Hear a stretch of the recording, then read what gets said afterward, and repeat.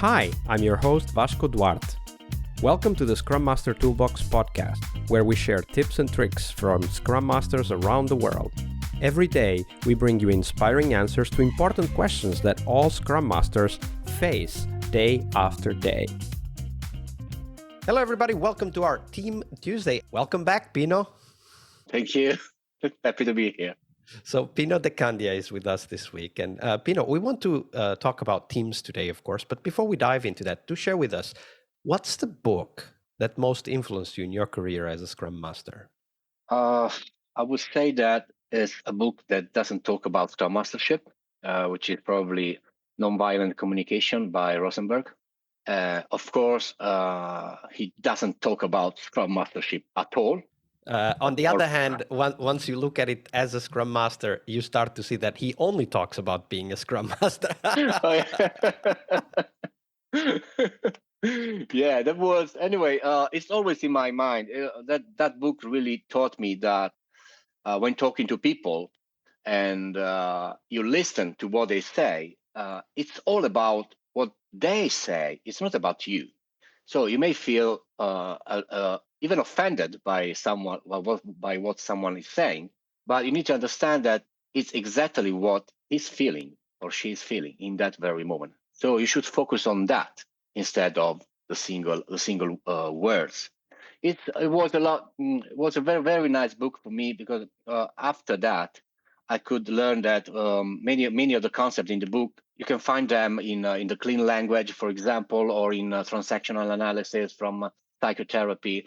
But it just gave me a different way to look at the words that people say, and by questioning them without judgment, which is another big lessons of the and book. Very hard to execute on. Very hard to execute. Yes, very hard to execute. We are so judgmental in everything that we do, and we give people. I don't know. I read something about we give people. I don't know how many seconds before starting judging.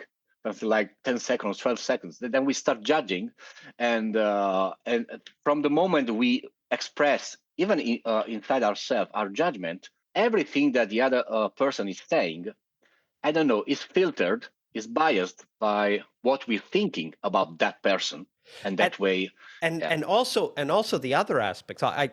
First of all, thank you for saying what you just said, because this is one of the hardest things to do in our role as Scrum Master, right? Understand it's about them, not you. And you're not there to judge, you're there to help. And sometimes we even think that judging is helping, which is kind of a twisted, maybe a reaction to some very early trauma as children that we've had. I don't know. Because the way I look at it, and I'm interested to hear your thoughts, because you clearly have thought very deeply about this book. The way I look at it is that judgment is not necessarily us thinking what they should or should not be doing or what they should or should not be thinking, but it's more like a self-protection mechanism. It's more like, if you don't think like I do, I must be really bad, so you must change so that I'm not bad, right? So how do you think about this? Yeah, this is. I've been studying something about that with the transactional analysis. It's all about the way you put yourself in a conversation. You can put yourself as an adult, or you can put yourself as a child, and depending on how you put yourself in a conversation, you may start thinking about I'm bad, he's bad, or I'm good, he's bad, which is just a cage for your thinking. That's another reason why that book is so important, because as soon as you start seeing the cage over your thinking, you can start, working on it. I mean, you see that. You may even see it's not possible to stop judging people. You just can't do this. But at least what you can do is knowing that you're doing it and trying to cope with it and help yourself with it. Even disclose it and say, hey, this is what I'm thinking or what I'm feeling now, which can be very powerful in a conversation. So the power of this book is making you aware of the cage of the communication you're in. Yeah, No, beautifully said. That's very poetic. Oh my God, I could have poetic. like I could have a 5-hour conversation about this book with you. I'm sure just from this 5-minute conversation, I can see we could have a whole day on this. Maybe we should, Yeah, record maybe we it or should. live stream it or whatever. But let's put that on the back burner for now, because we are here today to talk about teams, right? And all of the stuff we just talked about, it's so important when we work with teams.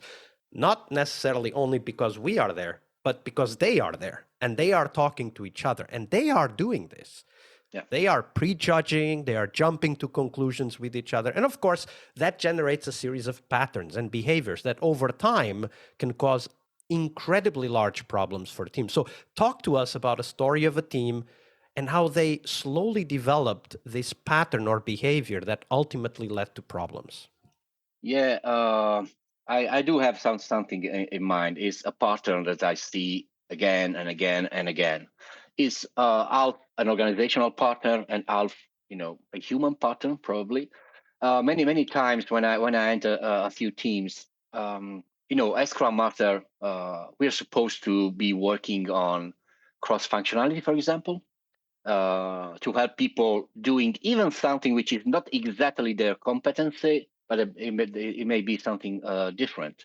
When usually this cannot happen without a change in the organization. I mean, if I am paid to be a tester, give you an example, and I have a career path as tester that will take me from junior tester, then tester, senior, blah blah blah, and so on. Um, and if the Scrum Master asks you, why don't you help the developer? Why don't you help the business analyst? Well, that could clash with organizational partner.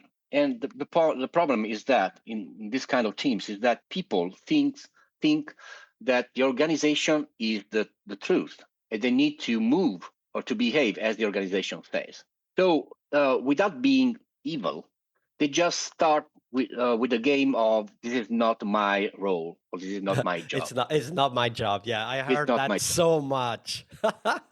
Yeah, if we could get €1 for each time we heard that stuff. So that's a habit is the most dangerous one probably from my experience, because it after the first meetings, the first weeks, when everyone seems a little bit excited for the novelty and so on, suddenly when things get tough, people start to defend themselves after by getting up this wall, by building up this wall of this is not my job, this is not my role.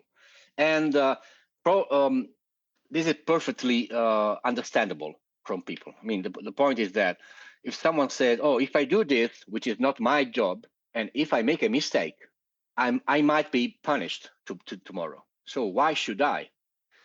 And this is usually something you can start working on if managers can help you. And the level of management needed to help you is usually on these matters is usually pretty high, because it's needed to change job descriptions, role descriptions, and so on. Not counting a few times whether I had to not manage but to handle some feedbacks, some comments from the unions about this changing of roles. And actually, when we think about it, like society is organized to support that statement. Yes. Right, like the organizational structure you alluded to, the unions which you just talked about, and also project management. Like project management describes work as a series of tasks. That's the core belief of the project management culture. Now, if we think about tasks, it's not only, am I going to make a mistake and be judged for it, but it's also, if I do the task you're asking me to do and I don't do this other task that I need to do, I am definitely going to be punished, right? It's a zero-sum game. It's kind of a lose-lose situation, because you can't help your colleague, even though you might even think that it would be a good idea to help them. And because you can't help them, you do something that has no value because they can't finish their work either. Yes, what happens in these cases is that you find a few persons with goodwill, of course, that want to do something to help others. They do that using some overtime, which is not good. and slowly, not so slowly, most of the times, people start to feel a bit, not annoyed, but not more engaged. The question is, why should I keep on helping people? Exactly. So you talked about organizational structure as being, using your own words, the cage that creates this kind of behavior. What have you tried to get out of that cage, to get out of the "it's not my job" pattern?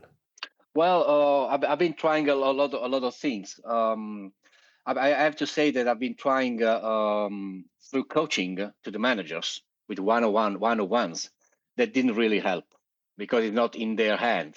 What proved to be a little bit more effective is starting to work with human resources. It's a long journey, definitely, but I came to understand that you can't change anything in terms of what kind of job people are willing to do if you don't change or start to change the way they are rewarded at the end of the year, for example, the way they are the way their career is built.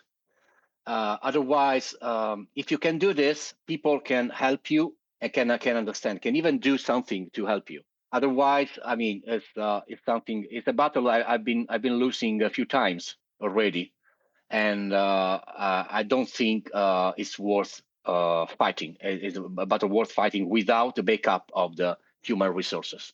Absolutely. Well, that could be a whole episode on that. And maybe we should have an episode on working with HR to free ourselves from the organizational cage. But for now, thank you for sharing this story and your experiences trying to change that pattern, Pino. Thank you. Thank you. Tuesday is Team Day here on the Scrum Master Toolbox podcast.